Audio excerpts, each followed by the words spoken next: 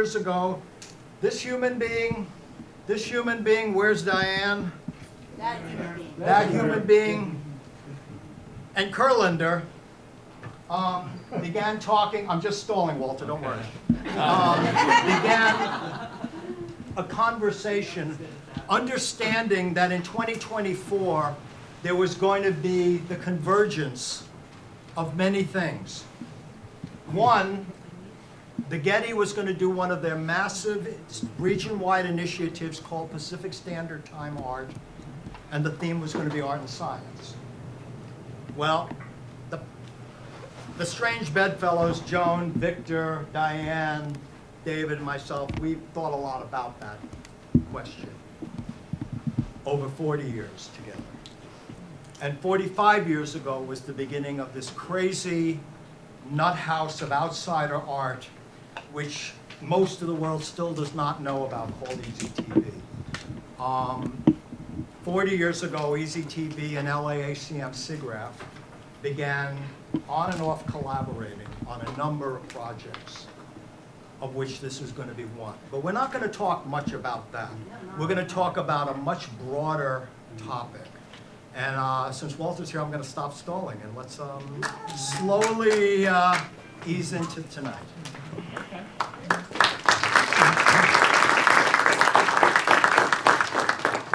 Are you recording? I don't know if they're recording. Okay. Is this, everyone hears me? This good mic? There's a hand mic. Whatever. There's a mic. That mic was fine. There's three. Did anyone hear this going on? Yeah. Test? Yeah, it works. Okay. Yeah. This is actually easier for me, if everyone can hear, and then we know we're recording. All right. Welcome to Santa Monica College. My name is Walter Meyer. I chair the art department, and I'm a professor of art history. This is especially important to me. I've always been interested in digital art history, games as art, and it's super special that we have this here today at Santa Monica College. Can I get some of the SMC students just do a little woohoo? All right. When we think about why we're here, this is really why we're here. Santa Monica College exists for our students, to promote young minds, middle-aged minds, old minds, all minds. This is the place you can come and accessible learning. I want to thank Santa Monica College for having us here. Thank Dr. Jeffries, our superintendent and president. I want to thank Sheila Cordova. She's the chair of Design Technology. Design Technology is the department that is at this campus, the Center for Media Design. And it's through her generosity in opening up this amazing auditorium that we're able to have this event. There's a lot of people who have helped put this on. And so you're going to see a series of us introduce each other. And that's so that we can each have a chance to really thank the people who have made this such an important piece of it. So let's give a shout out. We have our mayor here, Phil Brock, always looking sharp. Anyone who doesn't follow Brock on the Block should, if you want to know what's happening in Santa Monica.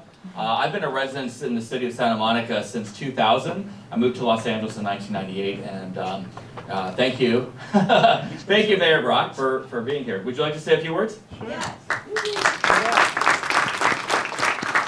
First, it is absolute, hello everyone. Hello. Hi. Yes, I'm Phil Brock. I'm the mayor of Santa Monica. More importantly, I'm a second generation son of the city. And I know how much the arts encompasses the people, the culture of Santa Monica. Earlier today, I was at a startup for a digital media experience at the promenade at 3 o'clock. And it's wonderful to be here. I will tell you, the Arts Commission in this city worked their butts off to get this going. And I'm proud that our city council is supporting this effort. Hi, Arts Commissioner. And that, and I see our arts commissioners here.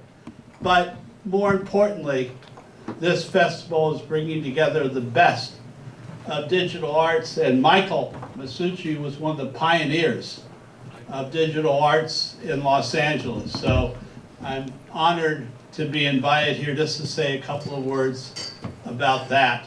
And I know you have great speakers here tonight who are much more educated about these subjects than I'll ever be. But I'm thrilled that you're all here in Santa Monica, that you're all supporting digital arts, and through that you're supporting all arts. And that's what we want the symbol of Santa Monica to be.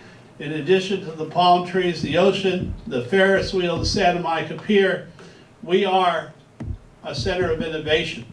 And the last thing, this morning, I spent time in a simulator and also on a brand new electric air taxi, all electric VTOL air taxi that is in the process of being okayed by the FAA. So I'm lucky, I lead a marvelous life, but to see the innovations that will happen when you'll be able to go from downtown Santa Monica to downtown LA in 10 minutes, that's a phenomenal thing. Thank you all for being here. Thank you, Mayor. So the person I'm going to now introduce is Robert Berman. I've known Robert Berman as a friend, as a colleague. He's been my art dealer. He's been such a fixture in the city of Santa Monica promoting art and culture at Bergamot Station. And he is the reason why we're all here, is that through his gallery we organized this night's evening performance, or not performance, but a presentation of these amazing scholars. So Robert, thank you. All right. So for all the students out there, it's very important that you study hard. But it's more important that you have luck, chance, and in the right place at the right time. I know this because that's why I'm up here now, and my name is up there. It's because I was sitting in a room complaining about some of the problems at Bergamot Station, which I've been at for 30 years. And I heard this gentleman out of the crowd talk about this project that he's been working on. And I listened to him and I went, oh my God. For the last 5 years, he's been putting together a program about the history of digital art and art of science in Santa Monica. Now, it just so happened that I was invited as one of the many galleries around the city to be part of PST Art, which is Pacific Standard Time. And this year, it happens to be where art collides with science. And I said to this gentleman, you're part of this, right? And he said, no, we didn't make the deadline or something. And I said, we're gonna change that. So Kate Johnson was his partner for many years, and she passed away about 5 years ago. And he started working on this project to show the incubator the idea of what was happening in Santa Monica with art and the future of art. And I said, I'm bringing you into my gallery, and we're gonna set up anyone you want to, and it's gonna be part of PST. And thus, it happened. So now at Bergamot, at Santa Monica College, at 18th Street Art Center, you're able to see the cultural corridor that we've been working so hard to do. And really, we owe it all to Michael Masucci. So I feel a bit like an interloper being here. I happen to be in the right place at the right time. So again, I want to thank the Santa Monica Arts Commission. They've all been fabulous. The mayor, the city council. We are hoping to take our project, DNA, that's Digital New Arts, and create it every year in Santa Monica. So when PST is gone, we can go on, and with the students and with the artists of the future. So I'm going to give you over to Michael. Thank you very much. Thank you. There are some partners in this story. I forgot Jeff. Oh, these guys, right. We're going to get to you. Joan Collins is the chair of LAACM SIGGRAPH. Now, for those of you that don't know old school nerd talk, SIG, S-I-G, means Special Interest Group. So the longest name in the world of a cultural organization, LAACM SIGGRAPH, the Association of Computing Machinery's Special Interest Group in Computer Graphics and Interactive Techniques. There's quite a few SIGGRAPhians in this room. For 40 years, LA SIGGRAPH has been collaborating in various ways with an insane asylum known as EasyTV, not to be confused with the illegal BitTorrent of the same name.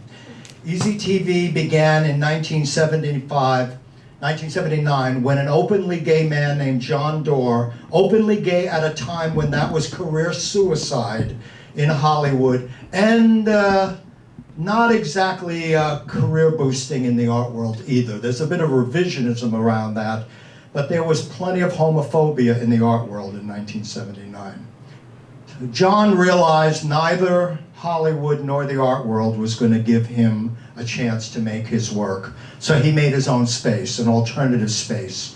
An alternative space that, oddly enough, by some fragmented miracle, still exists about 10 or 15 blocks away at the 18th Street Art Center, where we've been there for almost 25 years out of our 45 years.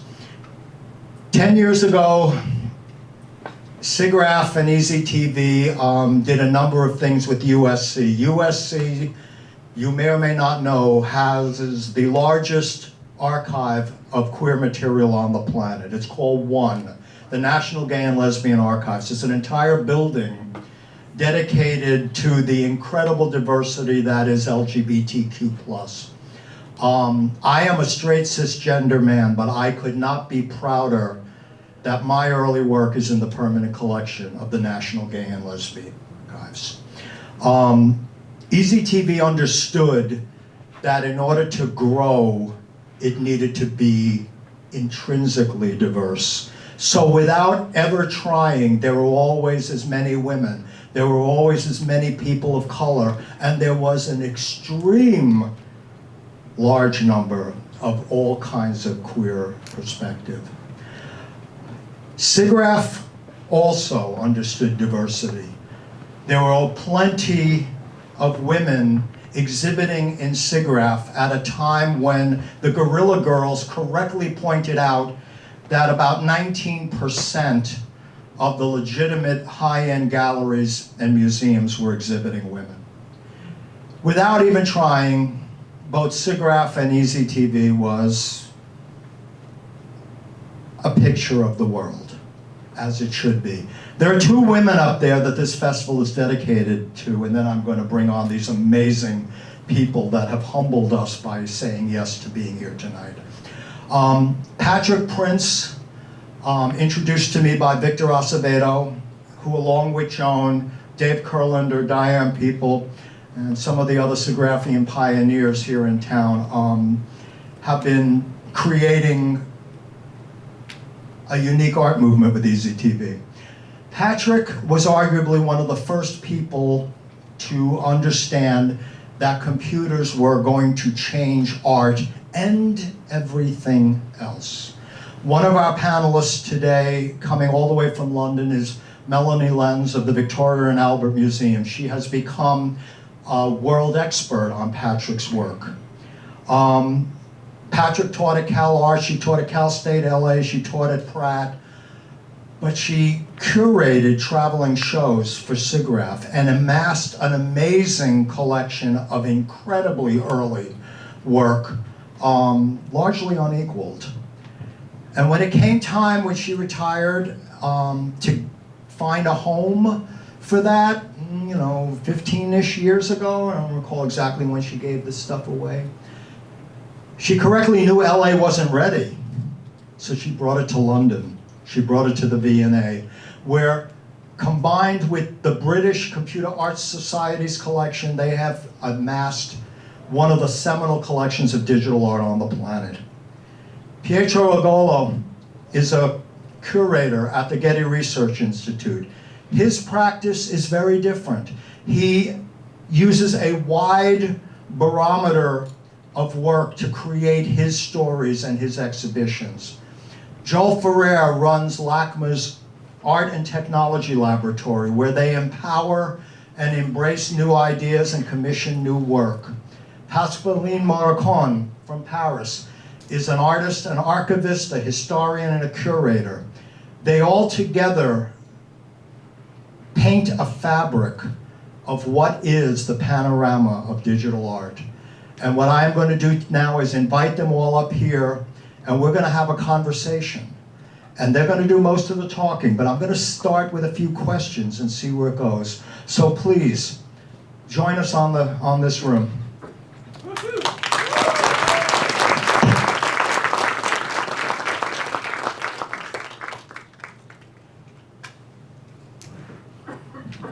And I should point out that Andrea, AJ Farnander, is stuck in the UK, and it's about 4 o'clock in the morning there, and I've pinged her. She may come in, but at the moment, it's us guys. Welcome. First, I once again cannot thank you enough for bringing your expertise, your perspectives, and perhaps your agreements and disagreements to a conversation that for me is very difficult to even craft. What is history? What does history mean? Does it really have any tangible value? Or is it a set of presumptions, a set of opinions, a set of interpretations? Each of you respond in your practice in very, very different ways. I'm going to start by you just, if you wish, just introduce yourselves to these people and tell us roughly where you stand in this panorama of this one question. Should digital art be mainstreamed into contemporary art history, or is it best thought of just as jazz has a history totally separate from Eurocentric so-called classical music? Should we be seeing Martha Rothko next to David M., or should they stay as two different timelines? No correct answer, but I would love your thoughts. Whoever wants to start first.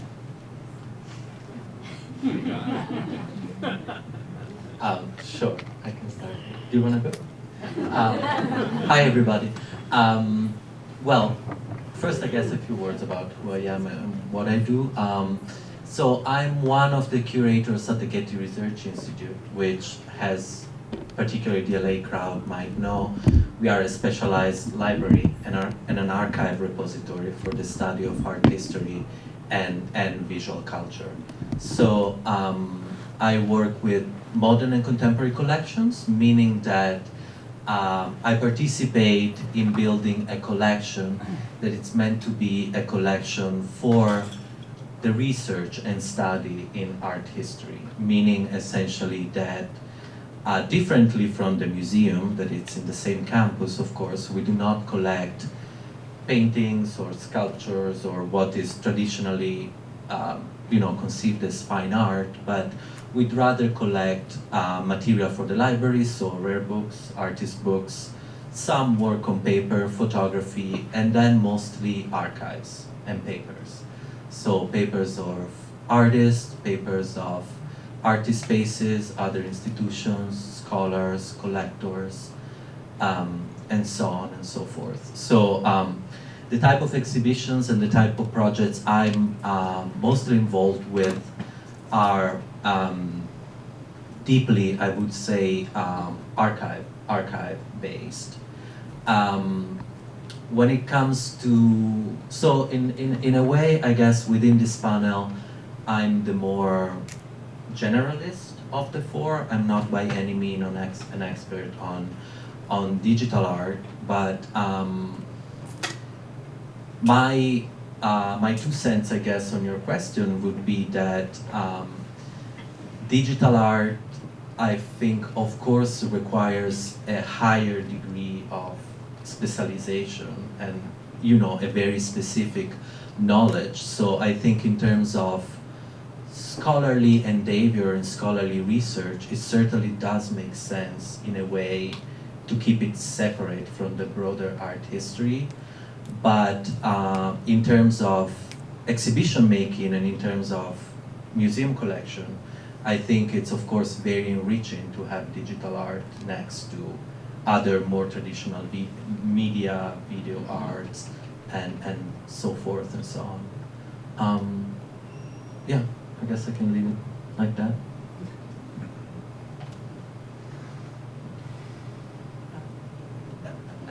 I guess everyone hear me okay? There we go. Okay, well, first of all, it's wonderful to be here, so thank you so much for inviting me, and thank you everyone for coming. So my name is Melanie Lenz. I work at the Victoria and Albert Museum in London in the UK, and the museum is like the National Museum of Art, Design and Performance, so it has an incredibly large collection spanning many different types of work, but specifically the work collection that I work with is once known as computer art, but now we more broadly refer to it as digital art. That in of itself is another conversation of what constitutes that.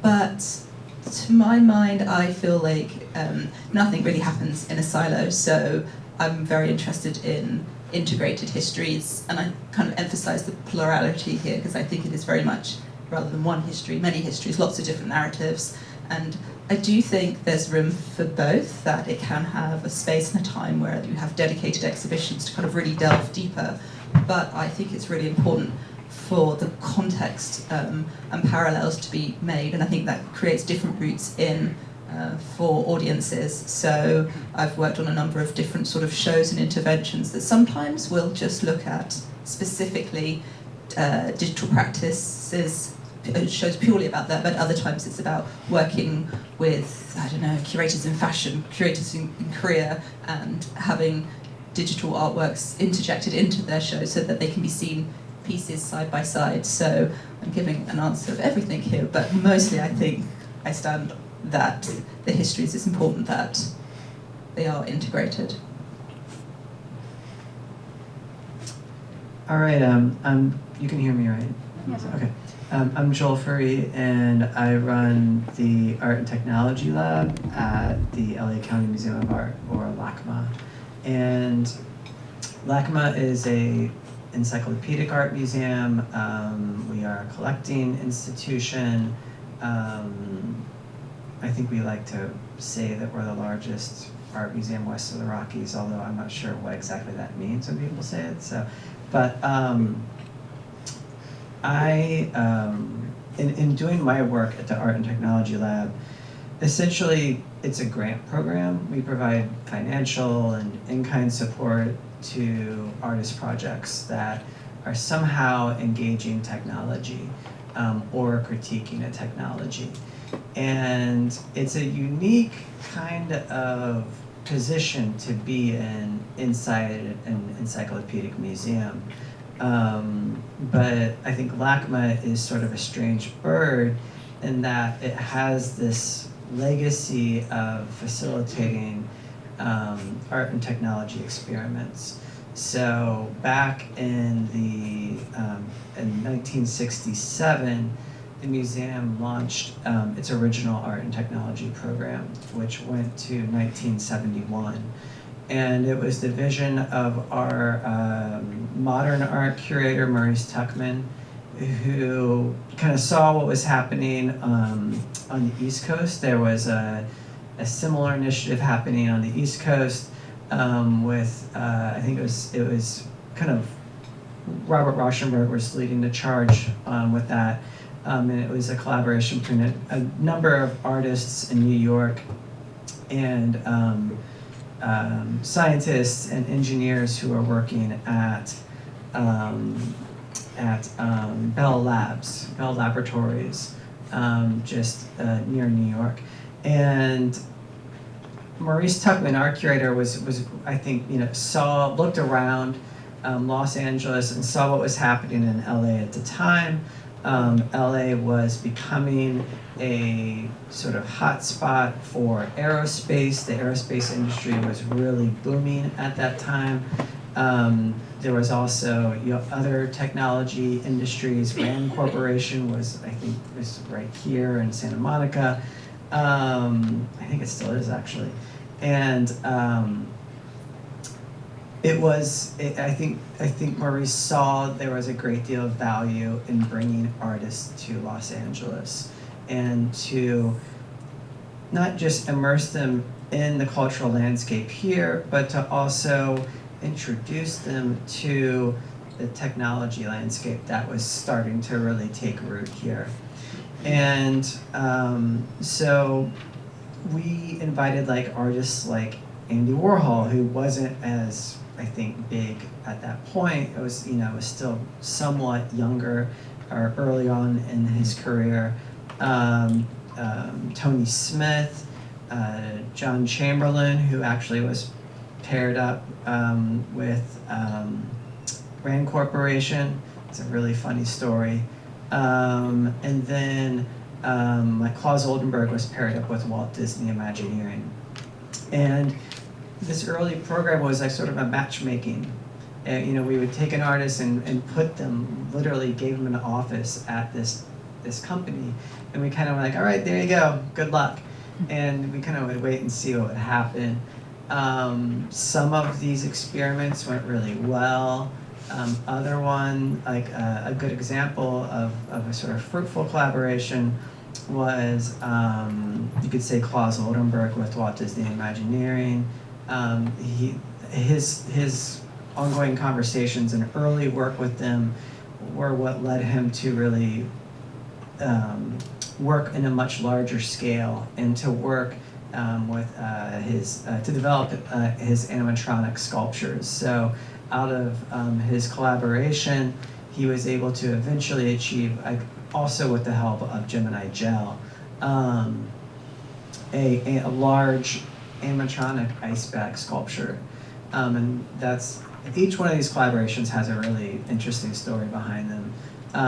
But some of these experiments didn't go well. They kind of ended in disaster. John Chamberlain, who was in Rand Corporation, this is during the Vietnam War, and Rand Corporation was I think had some defense contracts, and so Chamberlain goes in and suggests that Rand Corporation, for his art project, do aerial photography. Of course, they were doing aerial photography of Vietnam for the Air Force, but he suggested that they do aerial photography of Rand Corporation's offices in Santa Monica. And I think, have it on display, I think, in the cafeteria or something. A lot of the engineers at Rand Corporation actually thought that Chamberlain was an interior decorator, and were sending him memos for like wallpaper suggestions and stuff. So, some of these projects went nowhere, and they just complete failures. Actually, more than half of the projects in the original program failed. So I think right after the program wrapped up in 1971, sorry, I'm gonna wrap it up quick. But it basically ended in failure. But then later on, I think history had some time to history was able to kind of do its magic. And there was a nostalgia for this program, and scholars saw a great deal of value in this original program because we published everything that happened in these experiments in a catalog that you used to, up till like a few years ago, you could buy it for like $10 on Amazon, or because we printed so many of them. But we relaunched the program about 10 years ago under the name of the Art and Technology Lab. We still follow a lot of these ideas and concepts that were inspired, that inspired us from the original program. This sort of openness to risk-taking. So it's a very unique program to have within an encyclopedic museum. And in terms of like the question of digital art being separate from, I think the analogy was jazz and classical music, it's a tough one because LACMA is an encyclopedic museum, but we are actually, as an institution, in a process of breaking down more of these barriers in our exhibition rotations and really trying to have exhibitions where you will have, I think what Melanie was speaking to earlier, where you have different curatorial specialists riffing off of each other to tease out broader themes within the collection. So it's hard for me to say that they're separate because we are making such a concentrated effort to integrate, and that digital art counts, right? It's just as important as 18th century European painting for us. So.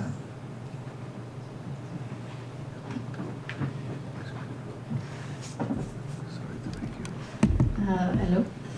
I'm Pascaline Morin-Combe. I'm a curator and researcher based in Paris, France. In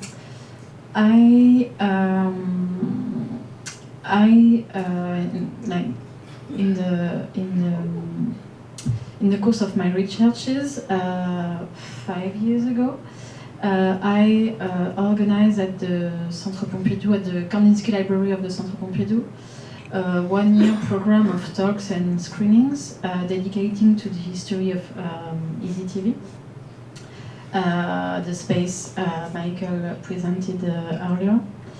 And beginning with these screenings, we did a bit the research on the other side, because we started with the public events and we started the research with a public event. And since these first programs, I am working in trying to understand better and better the history and the long history of the space and the collective and the different collective and moment in the history of the collective. With the project in a couple of weeks to put online a digitalized version of a big part of the first half, I would say, of the archives of EasyTV that is preserved at One Archives, that will come with a selection of videos from the archives and a selection of texts previously published, like one by Julia Bryan-Wilson and other new research, including mine. And so I'm not a specialist of digital art, but I became maybe a specialist of part of the history of EasyTV after 7 years of work. And I'm in my curator and researcher practices, I'm very much interested about video and the very beginnings of video, and also about alternative video practice. That alternative in the sense that they were not completely included in the what we call now the video art, but were like linked sometimes with some of the contributors to video art, but were working in the frontier between these institutional practices and video practices outside of this frame. But my work as a curator, researcher about this history of alternative video and specifically about EasyTV is to try to put this history into the art history and try to understand the impact of this practice in art history. And also the way this practice, even if they were like in this frontier, this strange frontier, challenged and the institutional practices, and also as researcher and historian, all this practice that's, as you said, not always conform to the standards and norms of the institutional practices and preservation procedure, I would say. Or they also, as for the researcher and historian, challenge our way to consider historiography. So to answer your question, I would say that yes, I really think that these practices have to be reintegrated to the history to keeps going this challenge they make on historiography. Thank you. So if I can see, it seems that there's a consensus that curating really shouldn't be so in a box. I know Pietro had an amazing show early last year where he was one of the 2 curators undertaking the amazing challenge of telling the story of Barbara T. Smith, a seminal Los Angeles performance artist. And Barbara is a performance artist, yet, quite correctly, she's also seen as a digital art pioneer. She collaborated with scientists and created interactive sculptures that had microprocessors in them. And Pietro's show went from ephemera to found objects to crafted objects to photographs to a fragment of this enormous digital sculpture. And to me, not seeing the segregation of media, it just seems to be where we're all going as a society. That as a society, diversity is the goal. The goal is to be as pluralistic, as inclusive as possible. So to me, for digital art to be in a ghetto doesn't serve. Now, it's very self-serving for me, obviously, to talk about EasyTV or to talk about Lycera. But as a use case, it makes sense. So if it weren't for Pascaline and her colleague Sibyl studying EasyTV, if there were not 6, maybe there are 8 people in the world studying this, it will have never happened. It will have been something that never existed, and yet it did. And I know at least a half a dozen other institutions that, to my knowledge, are not being studied. For example, in central LA in the Crenshaw district, this amazing group called Chaos TV, Ben Caldwell, African-American video art. I don't know who's studying them. I believe the California African-American Museum may be. There's Electronic Cafe International, some people are studying them. Anastasia in the audience, a scholar. There's a book, MIT Press came out. But by and large, all of these things that did happen, questions at the end, all these things that did happen need advocacy, need research, need scholarship, need excellent curating, or they disappear. So what is history other than people deciding, I find that interesting, I'm going to preserve that, I'm going to exhibit that, I'm going to write about that. We take all that away, and what we have really isn't history, but advocacy. Now, in all of your practices, I see a certain kind of signature. Now, Joel, in a sense, because he does run, in a sense, a program that commissions new work, if I can speak correctly, you are really speaking more to the future, creating new work, whereas others of you are focusing on what has happened. Doesn't there need to be more dialogue between the past and where it's going? More projects where we are not only preserving and exhibiting, but also commissioning and empowering the future.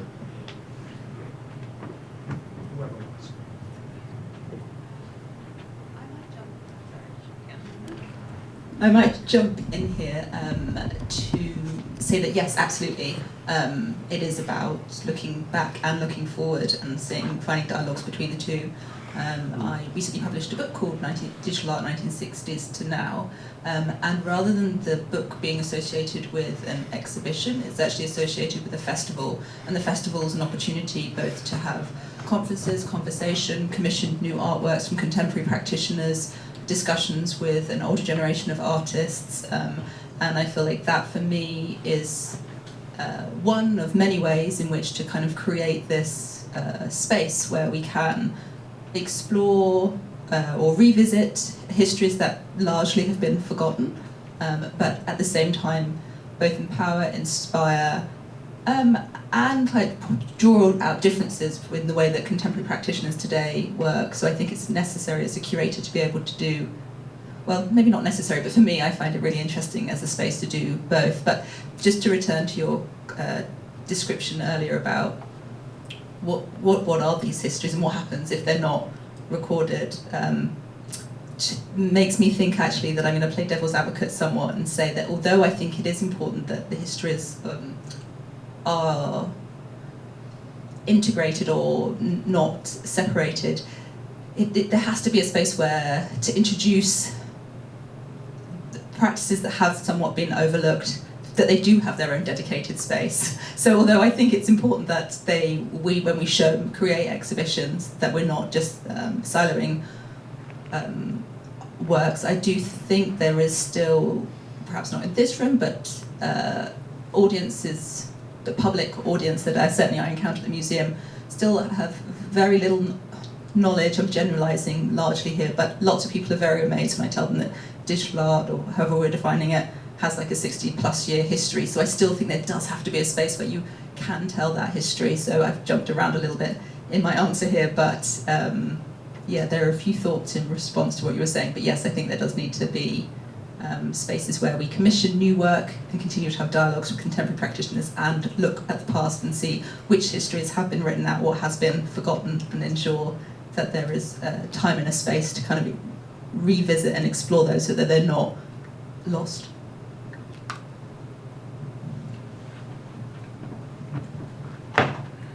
Yeah, well, I think getting back to your question about, essentially what is history, I think focusing on digital art, but more generally on the intersection of art and technology, it also allows us to see history as a network of relationships and a network of collaborations. So moving away from this idea of history as,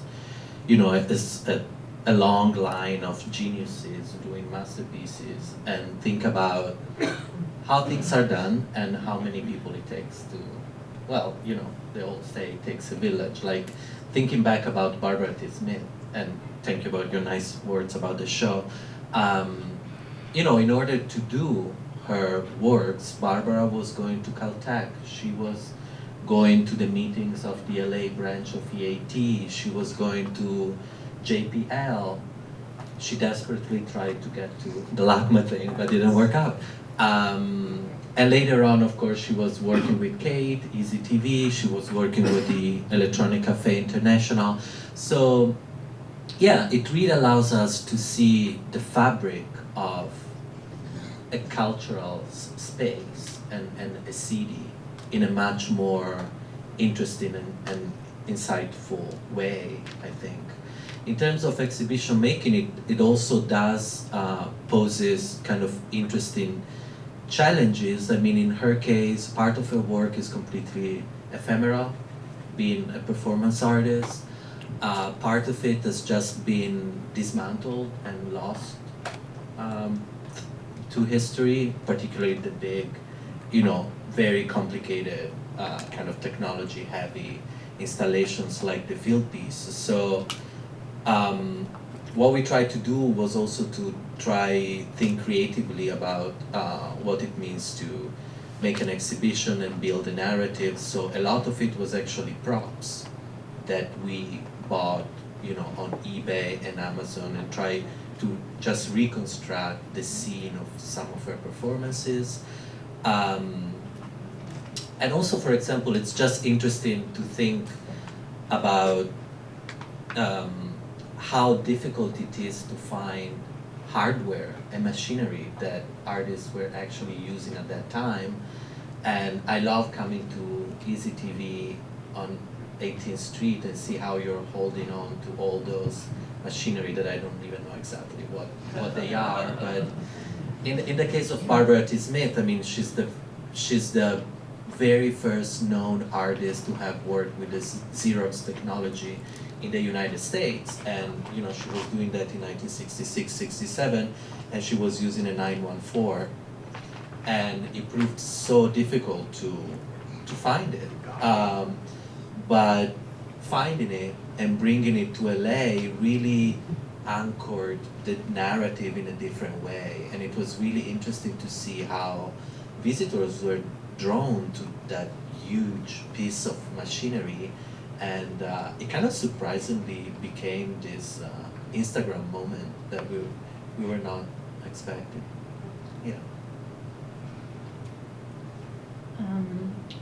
As a researcher, I mean, I'm trying to connect with this question of what is history, and I think with Sibylle de Laurence, with who I started this research about Easy TV, but we also years ago organized an exhibition about Video Freaks, the New York Video Collective, together, and that's how we started the research. And when we started this research, we were at the time, I started to be part of a collective who ran of an artist run space in Paris, and that's in this as part of the group that we started this research on Video Freaks to organize the show there. But we were linked to no institution at all, and we just took a flight ticket and sent email on to the member we found of the Video Freaks we found online. And we just went to see the archives at their place, because the archives, the paper archives, are still in the personal archives of the member of the group. And we discovered with Sibylle that we were very naive researcher, but maybe in a good sense. We were just doing it, and we discovered that the work we were doing, digitalizing the archive to make a selection for our exhibition in the space in Paris, was the first way to just share the archives, because only the selection of videos were available by Video Datalogue at the time. And actually the papers are not available at all for the moment. And there is an Italian researcher who found us online and came in Paris to see our archives on Video Freaks, because it was the only way in Europe to see the... And so for me, I discovered very practically that history is a matter of access, and also this access is complex, because for example with Easy TV, you can access quite easily part of the archives at one archives. The rest is accessible in 18th Street, but we have to go through you to see these archives. But it's at the same time at one it's easy, but if you have to watch a film, you have to pay to digitalize it, etc., etc. And also it makes the history of Easy TV much more complex, because it creates a separation between the first years and the career aspect of his history at one, and the rest of the document. So it colors the research, and it colors the history of the space, even if it's just a question of access and practical history that make the archive separated into. So this, for me, it's really a question of access.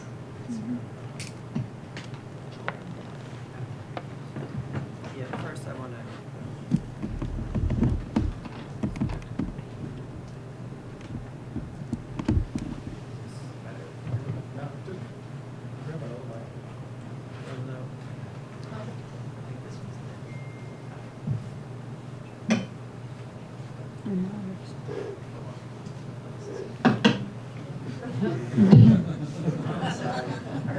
Is this one? Okay. So first I want to bounce back to Pietro was very nice, and about Barbara T. Smith wanting to be in the LACMA Art and Technology program. No women were in that original program. It was all, I mean, almost entirely white men. In addition to Barbara T. Smith, Chenna Horowitz, this is where I get to like dump on the program because it's history. But also Chenna Horowitz, like actually I tried to apply and is actually acknowledged in the original publication, but is like just like almost like a footnote. It was pretty alarming when we were looking back at the legacy of this program and being like, good night, like we have a lot of work to do. And so, anyway, to go back to your question, Michael, yes, we are very forward-thinking, but I think because our program is in an encyclopedic museum, there's this porousness between the work that we do and the work that our curators, our conservators, and registrars and everyone does inside the museum. And so because you see, I think the rate at which museums collect, and LACMA has a contemporary arts program, so we're not just purely historical. So we are acquiring contemporary art. And so as it comes into the collection, a lot of contemporary art is digital. And I think our curators are, really, I think less and less breaking, making that distinction. They just see it as strictly contemporary art. But I think as it comes into the program, or into the museum, into the collection, there's always this question of, well, how do we actually take care of this object? Because museums are traditionally object-based. We don't, for a lot of these works that come in, there are no best practices. Best practices don't yet exist. So how do you do that? So one of the things that you can do in the Art and Technology Lab is you can make mistakes, and no one really cares because it's a laboratory. We already have a legacy of screwing things up and failure, so come on over. Feel free to make some mistakes. And so because I think when you're normally in a position of as a curator in an encyclopedic museum, you're thinking you've got to get it right. You've got your work has to result in a publication or an exhibition, meaningful research. And sometimes, though, the work that the lab does, it goes absolutely nowhere. And that's okay, though. And I think because that kind of tolerance for failure can allow an institution to kind of just be flexible, but it can also allow it to quickly learn, because you can try things and you can figure out what does work and what doesn't work.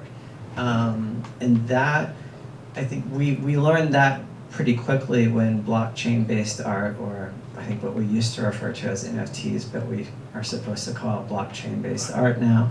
But when the museum acquired NFTs, all of a sudden our general counsel, our registrars, everyone's like, what do we do?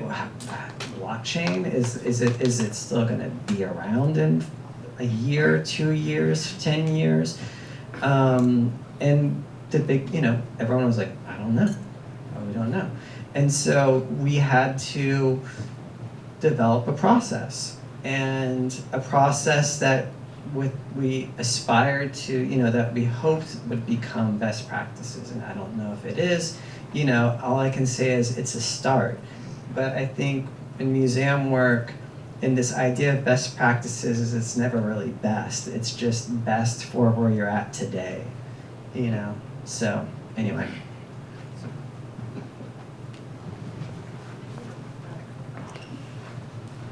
Hello? Thank you. The question of hardware, unfortunately, more than any other medium, seems to be the 800-pound gorilla. I'm old enough to, I can't even remember all of the formats and medium I've used. Those are my colleagues from the early days of SIGGRAPH. Zyquist discs, SCSI cables. I mean, it goes on and on and on. And Pietro, when you mentioned that, you know, just my space is filled with antiques, I keep them because I want people to remember where we came from. Most of that equipment doesn't work. It's, from a financial standpoint, it's worthless. But to me, from a historical standpoint, it's potentially priceless, because some of those objects will be almost impossible to find. And as people retrace the history, you know, guys, 40 years isn't that long, yet the amount of evolution that has happened in just the tools our little nut house has used is unfathomable. And we need to know that when you have this supercomputer, and this is not a phone, this is a supercomputer. It's a supercomputer that is a full video production studio, a full graphics full, it's a library, it's a texting, it's all of the tools that got folded into this Swiss Army knife of technology. We have to remember where the indigenous technological roots came from. I had a conversation with Pietro, and quite understandably, the Getty is not interested in archiving equipment. They've got a lot of other tasks they're doing very well, thank you. So they've got a lot of things they're doing. But there needs to be a place, maybe Santa Monica College, that will take this stuff and say, we're never going to throw this away. We are going to remember where every tool that turned into this came from audio cassette machines, to typewriters, to transcription devices. Everything came from a universe of things. This DNA festival that Jeff and Berman over there are cohorting together and building is looking into the future, but they've allowed us to talk about the past. And before I open up to question, I have one last thought for you all. Can we ever trust the past? Is what we bring with us today, is it a fabrication? Is it a promotional thing? It is an interpretation. What do we really know about the past?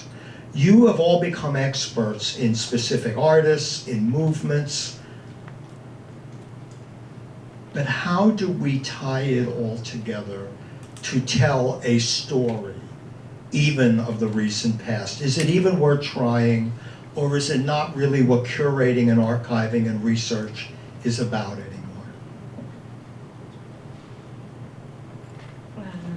It's a difficult question to answer, but if I again use EasyTV and my research on EasyTV as kind of example to answer this question, we discussed a lot together, and as you say, that it requires a lot of time to understand a complex history as EasyTV, and it requires as researcher and curator to accept to make mistake and to try again. And I had this chance on my research to EasyTV to have time. I mean, I'm spending more time in EasyTV than on my PhD. So, but it really helps to develop like new ways each time we discuss about it, or we discuss a specific part of the archives, to reach this complexity. But it's also difficult to arrest the research, because how are you ready to be accurate? You were not there.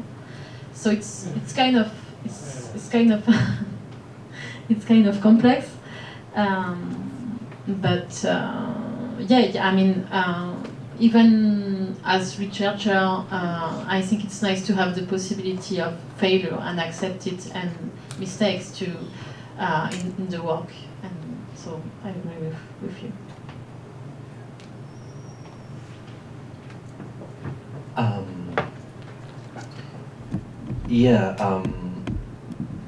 I would even get closer to your question about what is the past and all. We would need some more time, I guess. But as we were kind of discussing this idea about, access and conservation and the value of hardware and I guess questions related to how the object, the artwork was first experienced and how we can conserve it today. Another concept that came to my mind is this idea of translation, in the sense that, for example, the other night I went at the Academy Museum to see Harry Smith mahogany. And it's a very interesting object because in 1980, it was 4 projections with 4 16mm projectors, right? And then around 2000, a former colleague of mine, Rani Singh, she turned it pretty much into a 35mm projection with the image split in 4, with the 4 images. And now, other 12 years later, at the Academy, they showed a 4K version.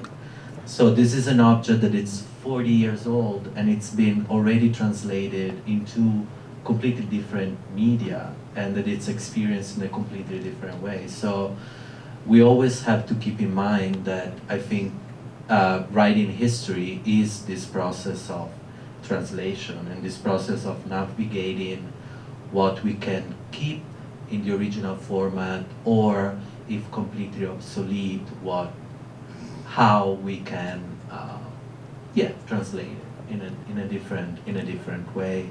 And here also comes the importance of the hardware, because if we ever get to a point in which people don't really know what is a 16mm projection, then the experience of mahogany will be completely sort of lost forever. I encounter students that don't know what a walkie-talkie was or a Walkman, so I think we're already past that time. But just a thought.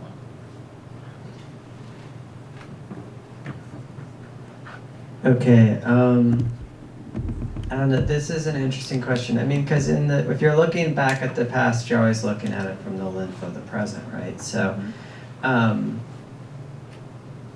I kind of have 2 answers. One is that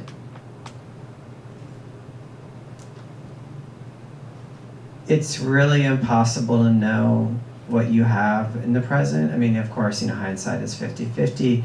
And I think, our original art and technology program is a perfect example of that.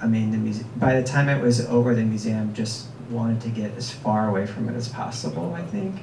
I'm not saying that's a fact, but everyone that I've talked to, and when you kind of read a lot, you go through the archives and you do a lot of you read a lot of the catalog, you get this feeling that they just wanted to be done with it. They just mailed all the copies out of the catalog out to all their members to just get it out of storage, to just be done with it. It took so much time for people to go back and find value in it, but that value wasn't seen at that current moment in 1971. At that point, it was kind of a pariah of the museum, and I think the public reception of it was sort of lukewarm at best, to be totally honest. And so, I don't know. Where do you, where is the value? But again, you're always looking at it through the lens of the present. And to speak more to that, I guess, it's also trying to, go back to the intentions of the artist. What, we have a questionnaire which I think you saw or you've seen. Probably, yeah, Melanie has probably spent too much time with our time-based media questionnaire already because she was in residence at the museum at LACMA not too long ago. But we have a questionnaire where like if we're acquiring a work, where we're asking the artist, if this technology no longer exists, how can we share it in the future?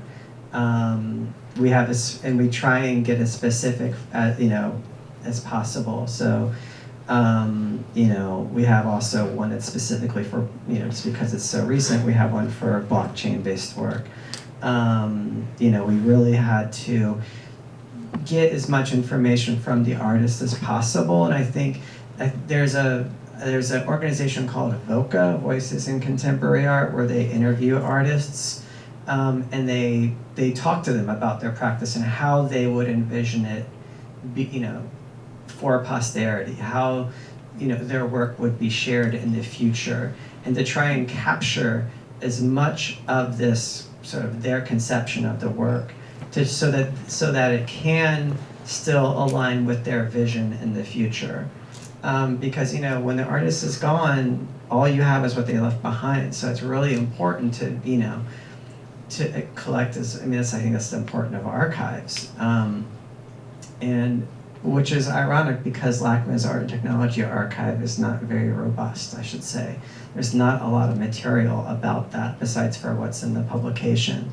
So I think it's important to really think about not just the work, and it was made originally with this hardware, and so we need to have use the exact same hardware, but what was the artist's intent? What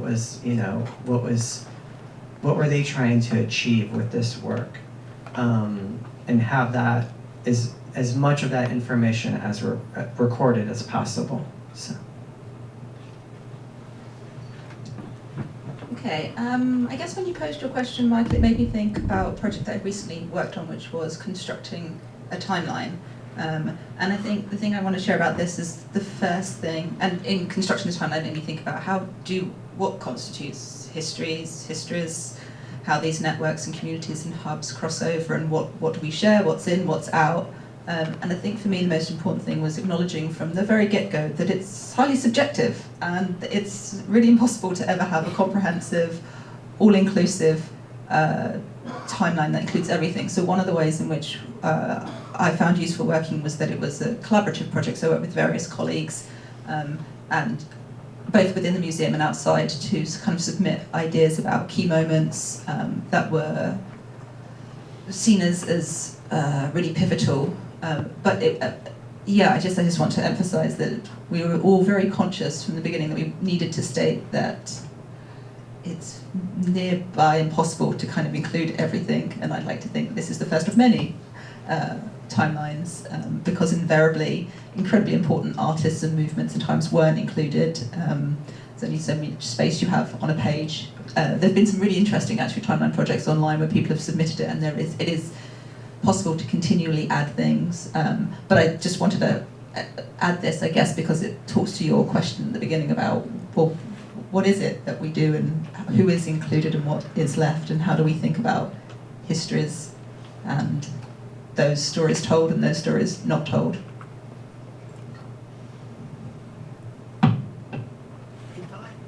Before I open it up, if I can ask any of you, this is the broadest topic in human history. When I was a younger person, they used to say that the widespread adoption of computers was the greatest cultural change in our species since the adoption of the printing press. Pretty good comparison. I think today, with an international networked world, with the adoption almost overnight of AI in every conceivable aspect, I think we're talking about the greatest sociological and cultural change since the adoption of fire. We are essentially a different species than when I was a child. The ability to basically electronically teleport, to communicate across the planet in real time. They used to call that telepathy, but with a little electronic device, they call it Zoom. We are a different species than when I was a child, and they did not predict the world I live in. I was told that by the 1990s, flying cars, moving sidewalks, food was going to be replaced with little pellets until they realized that roughage really matters in your nature. Vacations on the moon. Remember the film 2001, today seen as a masterpiece, as an art piece, was really using the best practices of futurism in the 1990s.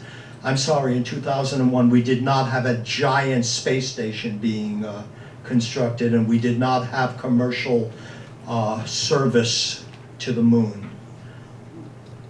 Technology is often tied to futurism and prediction. I have found in my life those predictions to be largely inaccurate. When I was a child, they never told me we were going to have the internet. However, there were artists, Electronic Cafe, people like that began very early on experimenting with tools in an artistic way. And David M., who many of you know, first artist in residence at the Jet Propulsion Lab, he helped imagine that colors might matter in computers, that movement might matter. So my last question and answer in any way you want within your own experiences is, for me, art is the killer app of technology. PST, the theme is art and science collide, and I've been saying, and depending on the audience, I've been saying it clean and I've been saying it foul, but I don't believe that art and science collide. I believe they inspire, I believe they inform, I believe they make love. Art and science is a continuum of creativity.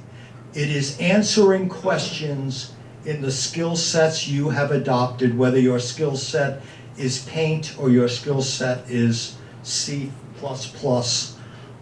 which I know is obsolete, you computer guys. So talk to me, as people in the arts, but who in every different way deal with technology, how do you see art and science colliding?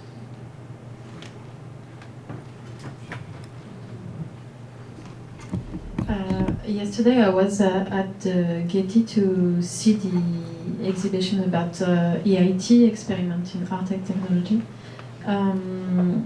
I knew a bit the history of the group because a big part of the archives is actually preserved in France, in Paris, at the Kandinsky Library, the paper archive, I mean. And but I never saw I saw the documents on the library, but I never saw an exhibition of it. And so I was in the exhibition, and it's occurred to me that even if the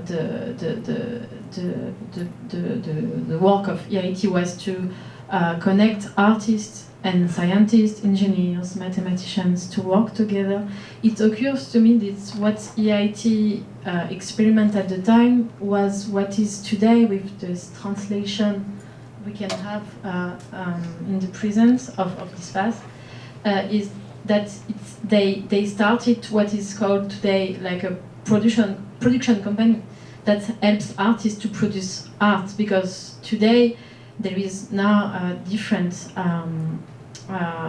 big and famous company that help artists to produce art, especially in the in large scales, and they work with engineers, mathematicians to help artists. And today we do not consider those groups as scientist group, but they are producers. And what it really occurs to me is that EIT started one of the first production company for artists and run by artists. And I was then quite interesting to think that, and I never thought about that if we think about artistry at multiple inter-twin timelines, that you can select one or another, that I could also create this other timeline where to put EasyTV, like after EIT, not right after, but in this tradition of auto production run by artists. And so yeah, this occurred to me in the exhibition of EIT, that if we put aside this question of medium and what is science or what is not, this recreate another continuum with EIT, EasyTV and other groups like that.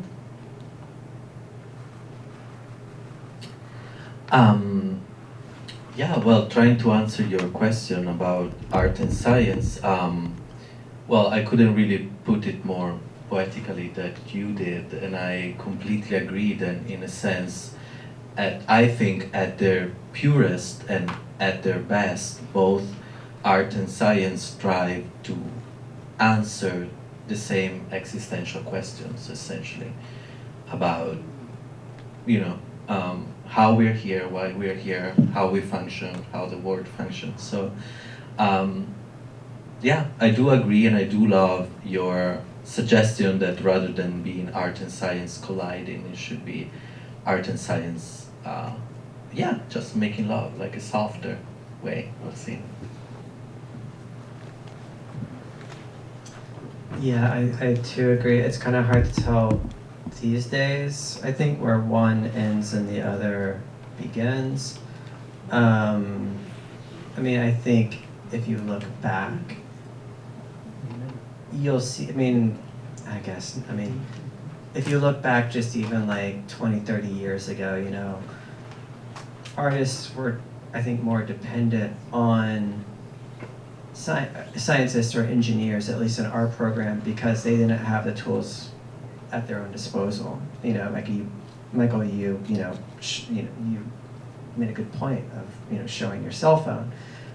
Artists didn't have that that kind of power in their hands, on their desk or what have you, and so I do think that the fact that these technologies, these things, and I'm kind of pushing it more from science into a technology question because that's my background, but I think that the fact that these tools, were easier and easier for artists to get a hold of, that question, becomes, as you say, the two become closer and closer and closer. Information is much easier to get a hold of today than it was, 20, 30 years ago or 100, 200 years ago. And the fact that, all these advancements have, provided artists,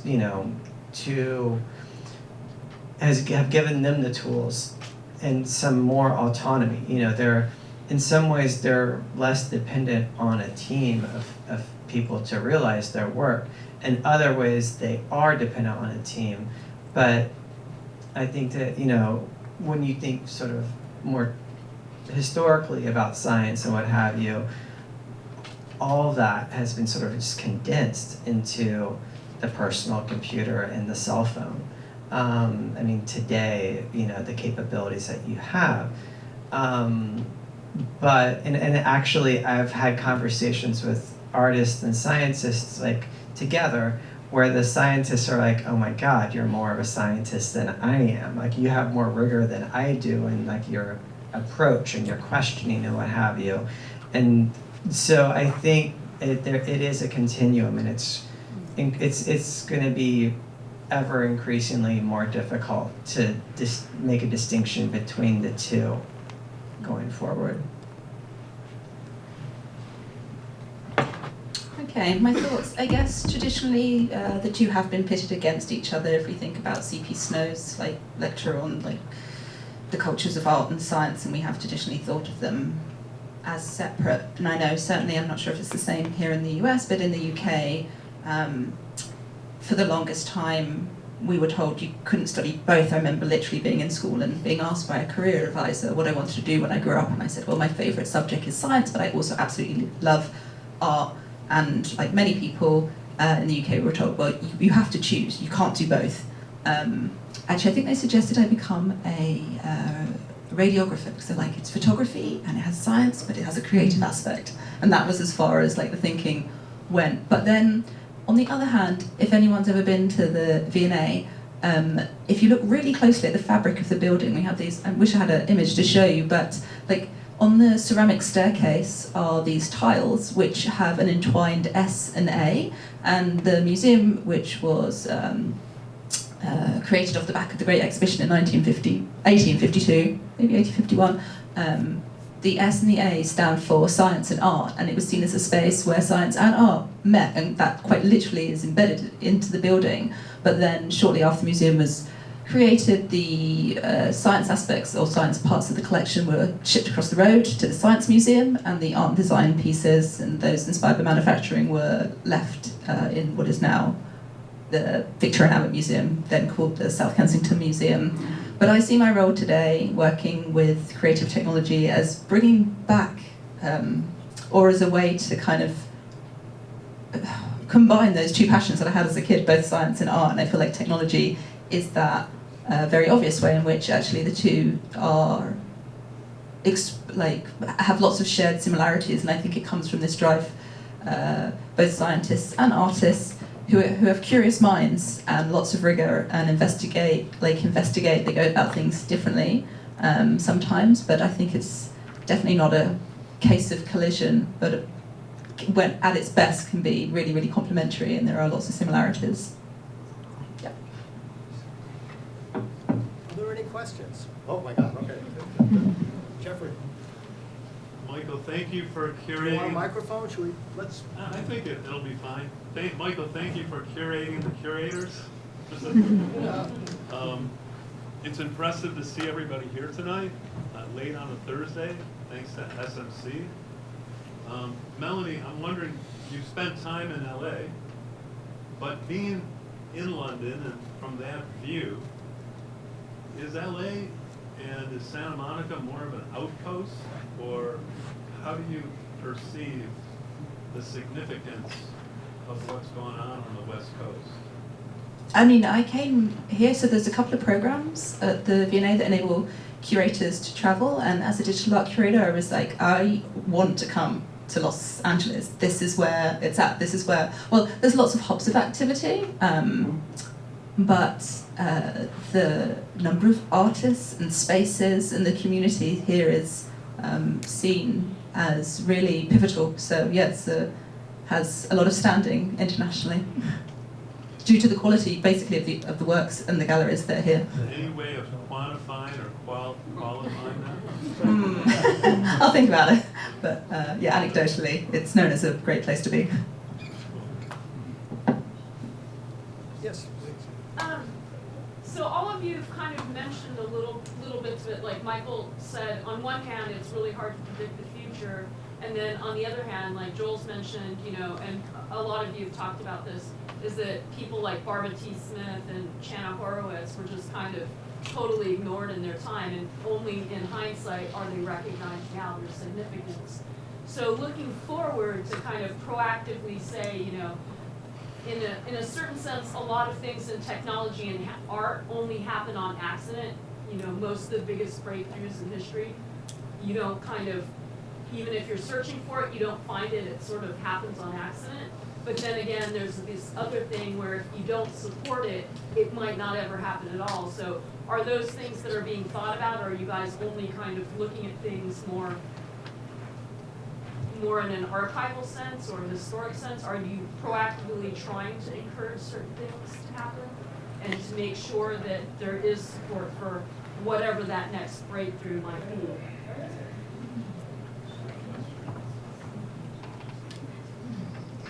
I was just going to add, to that obviously it's definitely the role of institutions, but they're one of many players. And of course, I haven't mentioned Patrick Prince, and I kind of really want to take a moment to acknowledge her amazing contribution. But in relation to this is because it sometimes falls on individuals, and her collection was really prolific. Like, she collected lots of different, catalogued and archived and preserved her interaction with lots of different artists. And so, in answer to your question, yes, sometimes works are not caught in that moment by institutions, and they should be, but there are many different players, and so sometimes it is about who is able to archive the work and see the significance and where those archives end up. I know that doesn't directly answer your question. It was a way for me to fold in the important work that Patrick did, but I did want to kind of emphasize when thinking about who is it that we entrust these stories to, and sometimes it is institutions. I obviously am here in an institutional capacity, but those histories are collected also by individuals and by collectives and spaces that we might not always think of as being like repositories, but a part of a very important network. So, sorry, to hand over to you.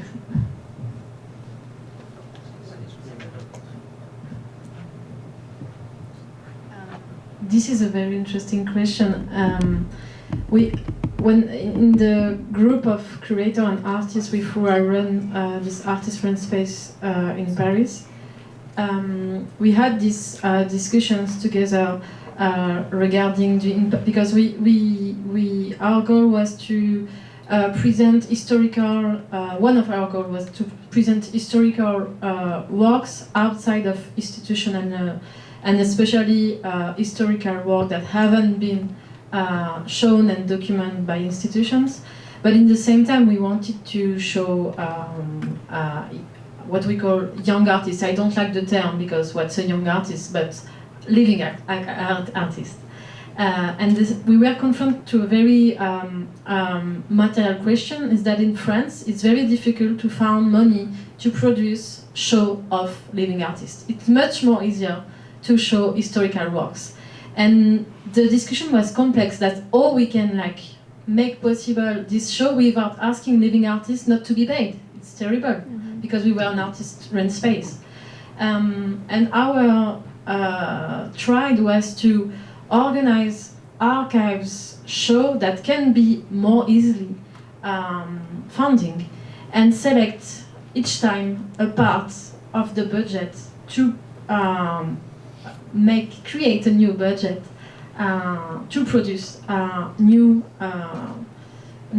work. So the idea was very concretely to produce new work out of archival works. That was one of the solutions we tried to make it possible. But I really agree with you that it's very important to also think about this aspect. Yeah, well, thanks for your question. I would say, when it comes to the research institute where I work, being essentially an archive repository, we are inevitably looking at the past and, paying attention to artists that are at a certain stage of their career. We're not really, collecting archives of artists who are starting right now. We are also faced with the very real impossibility of, collecting everything. Of course, choices needs to be made, and collecting archives is very costly. I mean, not only on a mere financial term, but then also in terms of storage and in terms of the labor that goes into it. But what I can say is that when the institute was first founded in the 80s, and then until a certain point, I think my colleagues were really, really focused in documenting particularly the 60s and the 70s as movements such as, conceptual art, minimalism, were kind of entering the canon of art history. And now, since, at least 10 years, we're finally moving away from that and focusing on the 80s and the 90s that also are, as much interesting periods of time that needs consideration. So we're still looking at the past, but not so much distant past. And then being a library, I would say there's maybe only one aspect of our work that looks very, very closely to contemporary production, and that's the area of artist books. So we are very active in collecting young and youngish and upcoming artists that engage with the medium of the book. Whatever that means.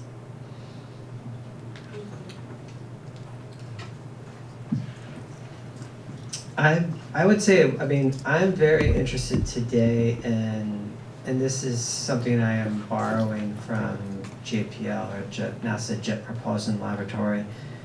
They have this thing that's called a knowledge capture lead, and it's something that I'm actually in the process of. I'm trying to lobby to get funding to bring on someone who would actually do this in LACMA's Art and Technology Lab, where in NASA they have these things that's called A-team sessions, and it's where they bring together like a team of experts from every background. Let's say they want to go to like a moon off of Saturn or something.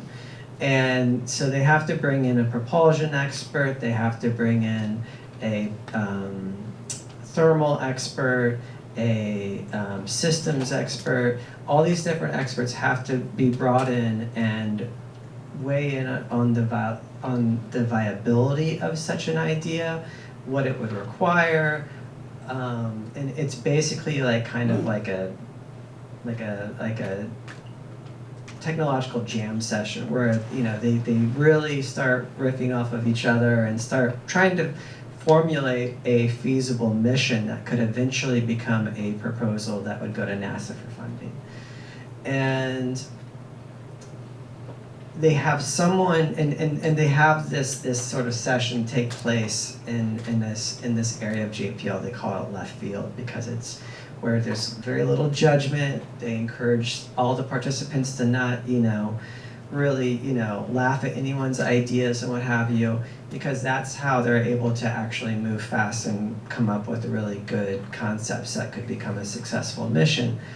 And so I think in the past couple of years, we've been trying to emulate this approach as more and more, especially in our artist projects that are extremely collaborative, where we do have to bring in different specialists and different people of different backgrounds, whether it's a curator, whether it's a conservation scientist, or an engineer from outside, or what have you, and record these conversations, because so much gets lost because it's just not put down.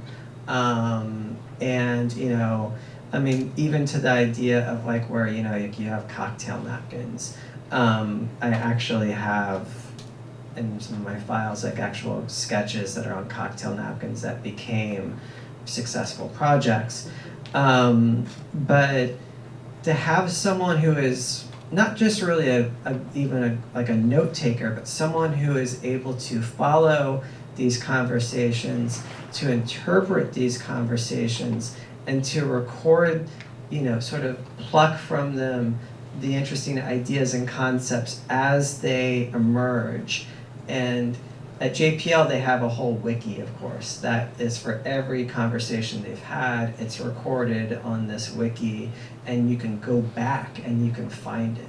So, I mean, that I feel like you'd be like, oh yeah, you'd have to work at NASA to have access to something like that 10 years ago. But today it's becoming increasingly accessible. I mean, we could actually have something like that. It's not like it would be that big of an undertaking to do now with the tools that are available. And so I think that's what's really intriguing to me in terms of like, and not only for like the Art and Technology Lab at LACMA, but I think in artist studios, if artists are at the point where they're actually, they have someone else in their studio, or even themselves, it could be part of their practice in terms of course, artists have, often have journaling and what have you, and, sketching is so important. But this process of really documenting and recording your ideas, I think, is increasingly important as well. because the rate at which you're bombarded with information affects you, and it also affects the way that you retain information. Melanie had mentioned Patrick, and Joel had mentioned the Jet Propulsion Lab. Patrick was married to a program manager at the Jet Propulsion Lab. What was Patrick's name? So you have this incestuous intersection that goes back all along, where this husband and wife, one working in the arts, one working in the sciences, and Jet Propulsion Lab created an artist in residency program. I would imagine Patrick had a voice or two in that decision. And you see how underlying the narrative of everything, there are these personal stories, these individuals that activated situations and precipitated change. Any other questions? Yes, please. Somebody had to ask, digital arts, the latest tool in digital art is AI, you might say. And there's a lot of controversy around it. But Joel, I was impressed that you guys were even curating NFTs, so you guys really are looking forward. And I'm just wondering, where do you think AI is going to fit into historical content down the road? Although obviously that's hard to call, but just curious to hear what your guys' thoughts on that. With AI, I mean that's a big question. I can kind of hedge a bit and say that one, I think that at least right now there are, a number of artists that are doing really incredible and meaningful work with AI. I think there's a great deal of value in what I think a lot of folks refer to as small data. You hear about, of course, the large language models. You hear about, Gemini. You hear about OpenAI's models. You hear about Llama. But you don't hear about the small little data sets that artists are actually able to use and curate themselves. And, with the large models, the foundation models, you don't know what's in there. There's a lot of, muck in there. It's very murky, but I think it's not super accessible yet. But I think we're getting to a point where more and more artists will, they'll come out of school with some chops that they'll be able to at least start working with small data sets, training machines on these smaller data. Even if it's a training set of 100, you can still have meaningful results from that. We worked with an artist in 2017 that had a data set of 100 motion captures and was able to get it to actually become a choreographic generator for a model that he had developed. And there was, even in 2017, it was really poetic and just, these sort of gestures that we had captured.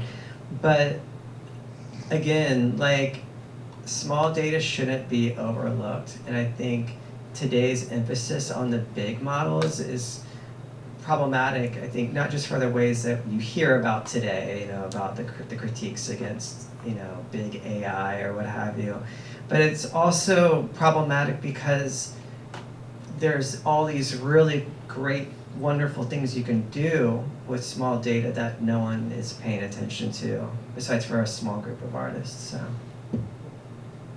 Anyone else?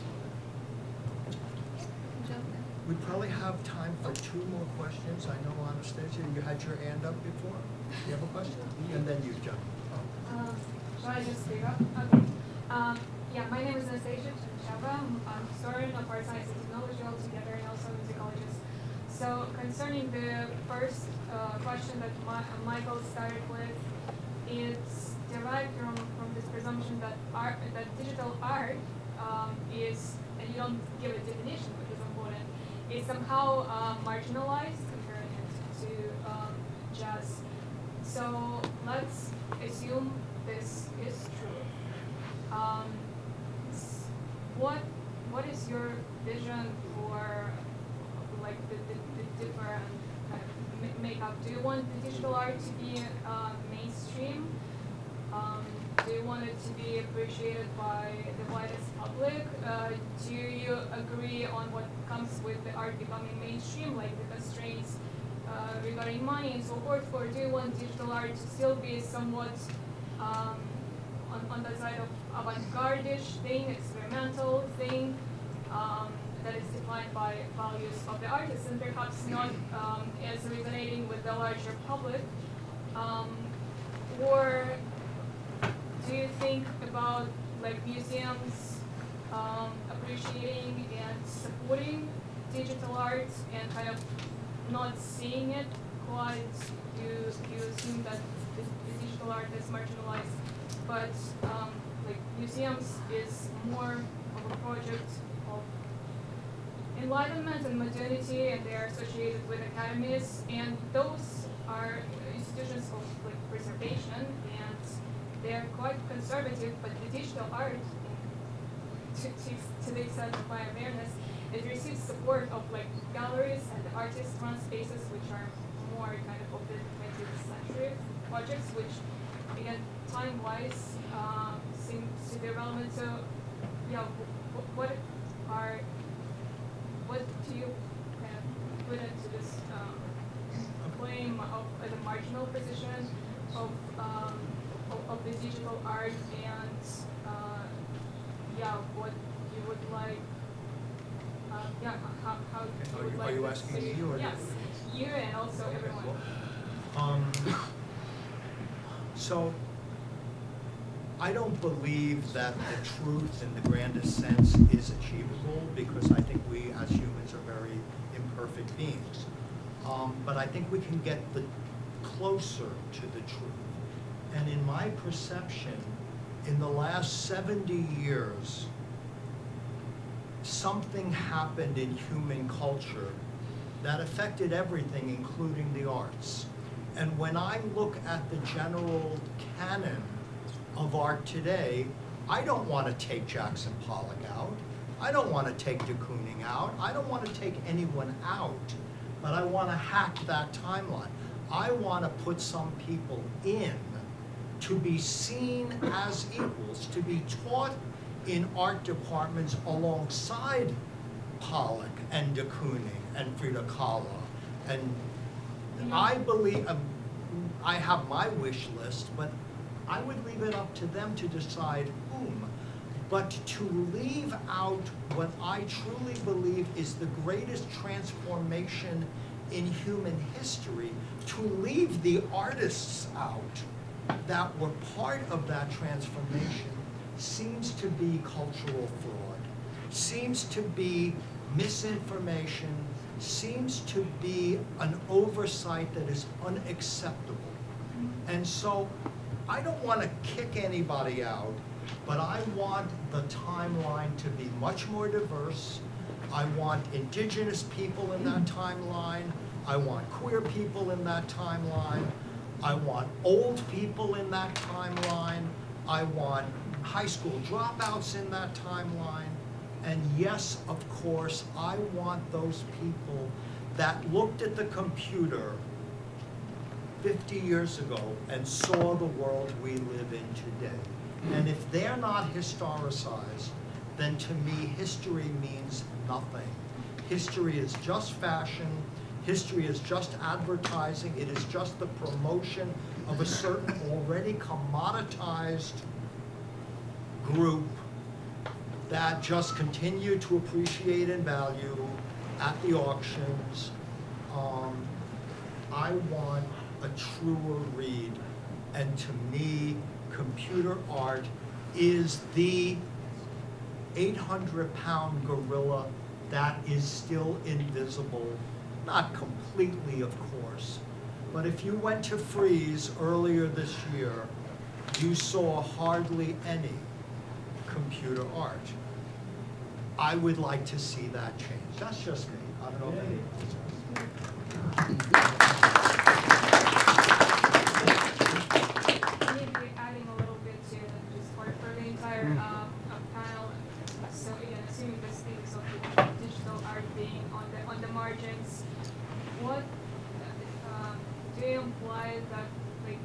are still questioning whether the digital art or the art that is like relying on technology is somewhat kind of scamish or not quite the art in whatever device. I think it's all over the board. Look, I think there are conservative people who only see objects as art.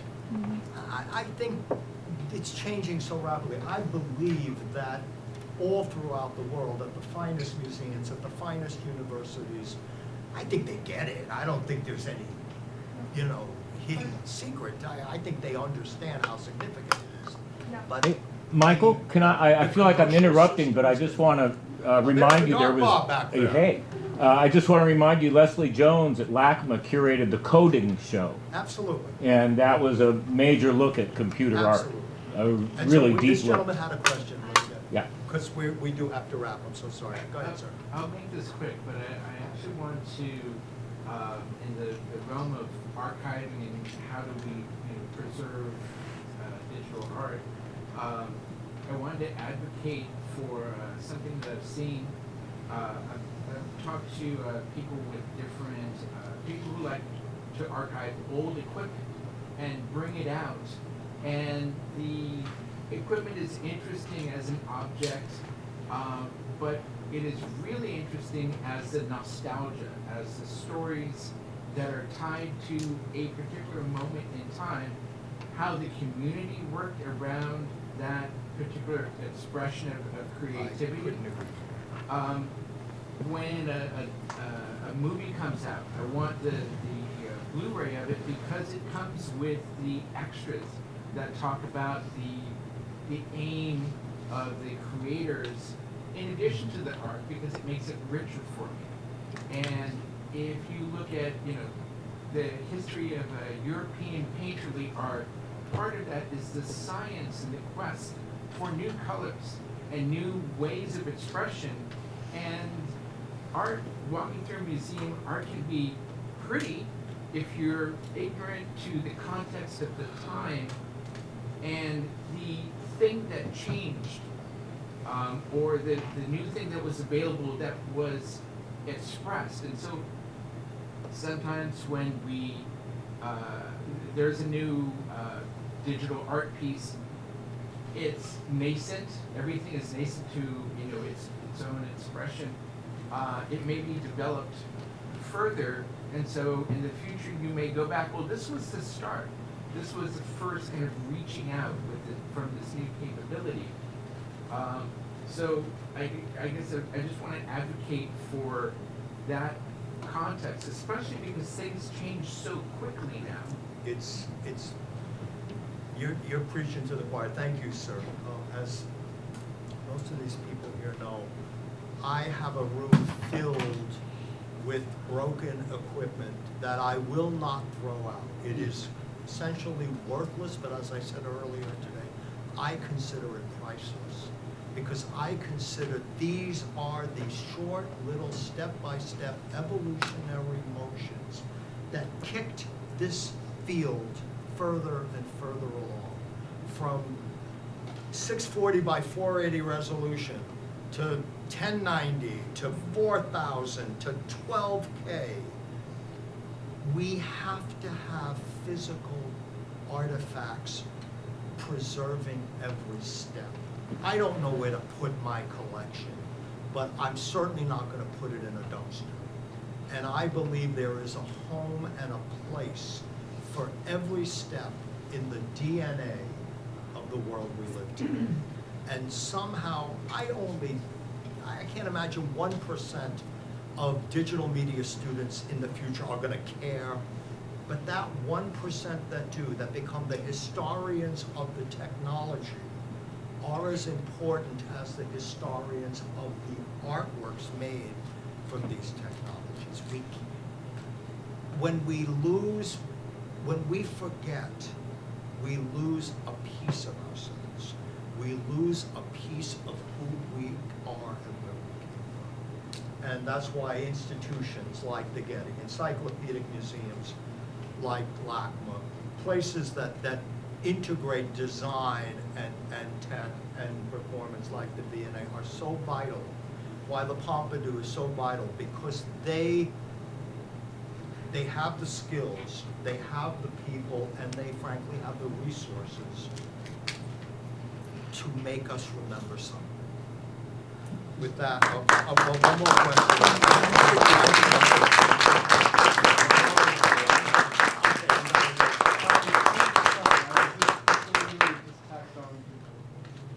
Thank you, everybody, for coming.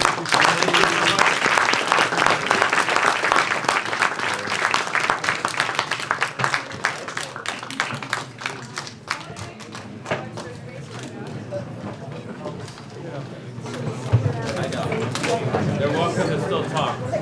I'm here. But I feel for I've got some students that have waited the whole time. I'm so proud of them.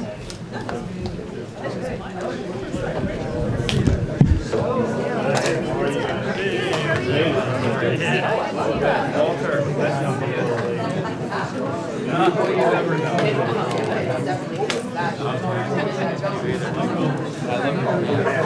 Well, hello, bye.